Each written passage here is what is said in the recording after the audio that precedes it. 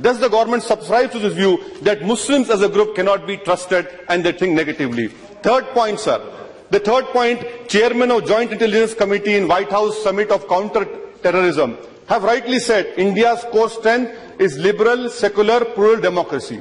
But I would like to know from the government that will this government, if it believes in secular, plural democracy, will it appeal against the trial court judgment of December 30 from the Mumbai trial court, which had given a leeway, a temporary leeway to the ruling party president? Will Kausar B, who's my sister, who was raped, drugged and murdered and her body was burned and thrown into a river, will this government, which talks about maximum governance, minimum or whatever it is, will you appeal against that trial court judgment? I would like to know from the government through you, sir, when you talk about that Sabka Saath, Sabka Vikas is your basic tenet of your government, why is it? And when you talk about freedom of religion, February 17, Prime Minister's statement, freedom of religion, but within a week, his spiritual, his intellectual, his ideological guru made an obnoxious statement about a Nobel laureate. We want to know from you to the government, where does the truth lie?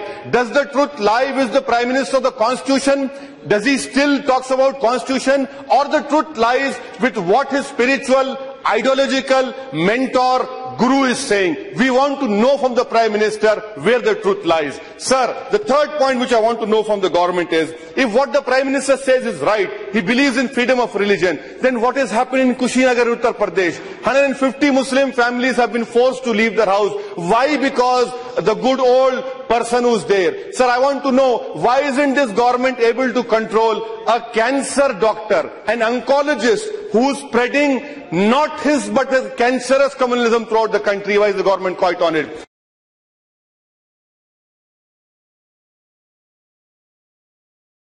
आदरणीय सभापति महोदय जी, हमारे देश में राजनीतिक कारणों से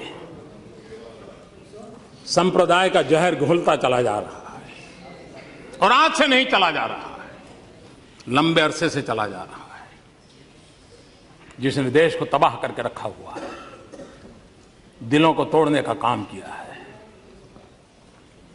लेकिन सवाल हमसे पूछे जा रहे हैं, हमारी भूमिका क्या है? मैं आज जरा इस सदन को कहना चाहता हूं, 27 अक्टूबर 2013 मैं पटना में था, गांधी मैदान में था। बम धमाके हो रहे थे, निर्दोष लोग मौत के घाट उतारे गए थे, लाखों की जनमेदनी थी, बड़ा ही कलुषित माहौल था,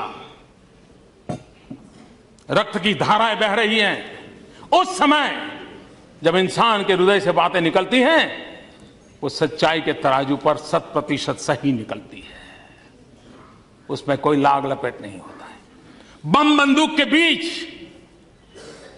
रक्त बह रहा था, लोग मर रहे थे। उस समय मेरा जो भाषण है, और उसमें मैंने कहा था कि मैं कहना चाहता हूं, मैं पूछना चाहता हूं कि बताइए, हिंदुओं को किसके साथ लड़ना है? क्या मुसलमान के साथ लड़ना है कि गरीबी के साथ लड़ना है? मैं मुसलमानों को पूछता था कि आपको हिंदुओं को साथ लड़ना है कि गरीबी के खिलाफ लड़ना है? और मैंने कहा था, आइए, बहुत लड़ लिया, हिंदू मुसलमान एक होकर के हम गरीबी के खिलाफ लड़ाएंगे। हिंदुओं को किसके साथ लड़ना है? क्या मुसलमान के साथ लड़ना है कि गरीबी के साथ लड़ना है? मैं मुसलमानों को पूछता था कि आपको हिंदुओं को साथ लड़ना है कि गरीबी के खिलाफ लड़ना है? और मैंने कहा था, आइए, बहुत लड़ लिया, हिंदू मुसलमान एक होकर के हम गरीबी के खिलाफ लड़ाएंगे। पटना के गांधी मैदान में बम बंदूक और पिस्तौल और गोलियों के बीच में उठाई हुई आवाज है। भारत को प्रेम करने वाले हर व्यक्ति के लिए ये बात साफ है, यह दाइश विविधताओं से भरा हुआ है। विविधता में एकता, यही हमारे देश की पहचान है, ये हमारी ताकत है।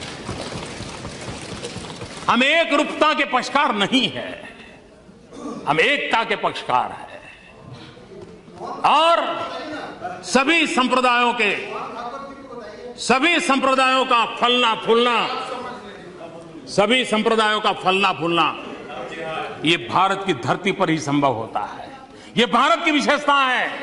और मैं ये कहना चाहता हूं कि हमारा जो संविधान बना है वो संविधान हजारों साल के हमारे चिंतन की अभिव्यक्ति है। हमारा जो संविधान बना है वो हमारे भारत के सामान्य मानवी की आशा आकांक्षाओं को प्रतिबिंबित करने वाला संविधान है। और इस संविधान के मर्यादा में रह करके देश चल सकता है। देश संविधान की मर्यादाओं के बाहर नहीं चल सकता है। किसी को भी कानून हाथ में लेने का अधिकार नहीं होता है। किसी को भी संप्रदाय के आधार पर किसी के साथ डिस्क्रिमिनेशन करने का अधिकार नहीं होता है। हर एक किसी को अपने साथ चलने का अधिकार है। और मेरी जिम्मेवारी है सरकार में बैठा हूं, सरकार कैसे चलेगी उसकी जिम्मेवारी है।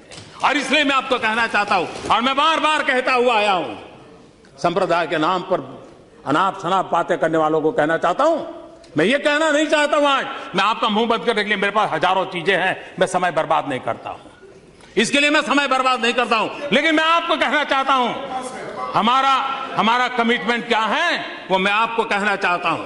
मैंने बार बार कहा है मेरी सरकार का एक ही धर्म है। मेरी सरकार का एक ही धर्म है इंडिया फर्स्ट। मेरी सरकार का एक ही धर्म ग्रंथ है भारत का संविधान। मेरी सरकार की एक ही भक्ति है भारत भक्ति। मेरी सरकार की एक ही पूजा है 125 करोड़ देशवासियों का कल्याण। मेरी सरकार की एक ही कार्यशैली है सबका साथ सबका विकास। मेरी सरकार का एक ही धर्म है इंडिया फर्स्ट। मेरी सरकार का एक ही धर्म ग्रंथ है भारत का संविधान। मेरी सरकार की एक ही भक्ति है भारत भक्ति। मेरी सरकार की एक ही पूजा है 125 करोड़ देशवासियों का कल्याण। मेरी सरकार की एक ही कार्यशैली है सबका साथ सबका विकास। और इसलिए हम संविधान को लेकर के, संविधान की सीमा में रह करके देश को आगे बढ़ाना चाहते हैं। हमारे यहां एकम सत विप्रः बहुधा वदन्ति हमारा तत्व ज्ञान रहा। Truth is one, says calls in a different way. सत्य एक है, विद्वान लोग उसको अलग अलग तरीके से कहते हैं। ये हम कहने वाले लोगों में से है। और इतना ही नहीं,